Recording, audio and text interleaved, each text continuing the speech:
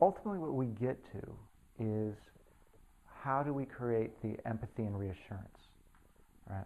All these first conversations are all about let's actually get the awareness of what's keeping us from going to that place.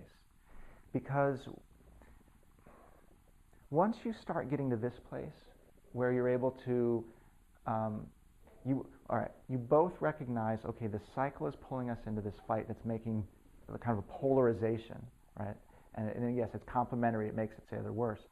Once you start to come back together and like, okay, we're in this, and you start sharing these pieces, there's a part of it too where the partner has to then show up as well and both empathize with what the person A's pain and also be willing to share their vulnerability.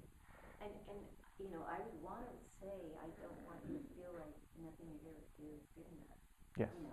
I want you to know that there's a lot of really great things, but in this one area that we're talking about today, yes. not working. Yeah. It's so when we'll talk about when the withdrawer starts to feel accepted and gets then remember I was talking about putting somebody in the hero role, right? Where it's like you're great, you're wonderful, you're there for me in so many ways, and this is just one of these places. This is where my raw spot is. This is where I'm actually needing you. And you make it about your need and that they can actually come be the hero, then ideally they're coming forward with that. Now part of what happens is this person also has to have some responsibility on their end where if they're feeling attacked, put upon, demanded, whatever, criticized, and they're going into a place of I'm pulling away because I'm feeling threatened by you, it's also their responsibility to be like, hey, I got to come forward here. I'm going into my place of feeling threatened. I get that you have a need that I need to show up for, and I want to show up because your needs are important to you. I want you to feel supported by me, and I need you to soften into your vulnerability for me to do this with you, right? So it's always both.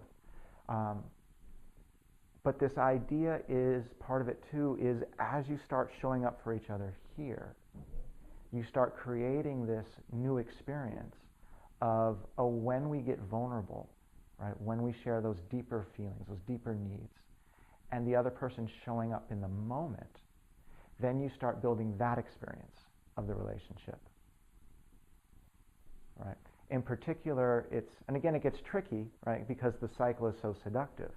But the more and more you actually jump the cycle and repair and jump it and repair it and keep coming back together, it starts to build this confidence in the couple, right? Like, that cycle can show up, but we know we've got its number. And so when it pops up, if you're feeling like you're not good enough for me, I recognize that, I can take care of that. While simultaneously this person's recognizing, you're feeling abandoned right now, you're not feeling supported, I can show up and be there, right?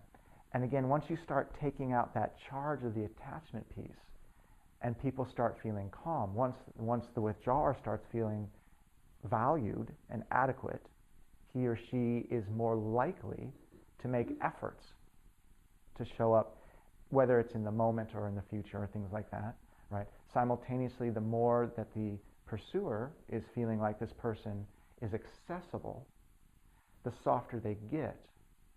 Right? There was this, I remember if I was talking to you guys about this or something. I was talking to someone about with phone calls, that there's this paradox that if you're available 24 hours a day, 7 days a week to take a phone call from your partner, the partner that calls you all the time won't call you as much. Right? It's the fear that you're not accessible that will drive the pursuer to constantly call. Once they feel you're there, then they're like, I don't need to call, I know they're there. Right? There's a paradox with that.